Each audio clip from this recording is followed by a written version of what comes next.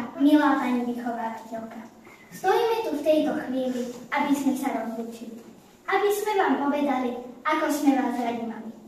Začali sme chodiť do tej našej školy, keď sme mali prváčkovia boli. Ako rôčky ubiehali, štvrtáci sa z nás už stali. Trochu sme už podrastli, aj krídelka nám narástli. Ale jedno dobre vieme, povedať vám toto chceme. Ku všetkému, čo nám treba, dali ste nám kúsok seba, písmenkáči a abecedie v každej jednej školskej vete. Nie vždy sa nám chcelo učiť, svoje hlavky trápiť, mučiť.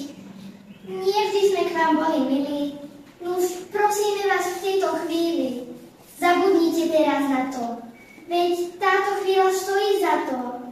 Teraz sme tu spolu s vami, naše milé druhé nás. A skôr než sa rozídeme, za všetko vám ďakujeme. Kvietok skromný príjmite, čo bolo zlé, odpustite. Čaká na vás veľká zmena, nová trieda, nové mená. Poď z tejto triedy odídeme, spomienky si ponesieme. To vám teraz sľúbime, vždy sa radi vrátime. Prajeme vám dobrých žiakov, od prvákov po štvrtákov. Zdravie, šťastie, trpezlivosť, to každému treba vždy dosť. Dovidenia, pani učiteľka, dovidenia, pani vychovávateľka. Zajtra už od nás nový volá. Nuž, majte sa tu dobre. Jedno veľké ďakujem patrí našej mame.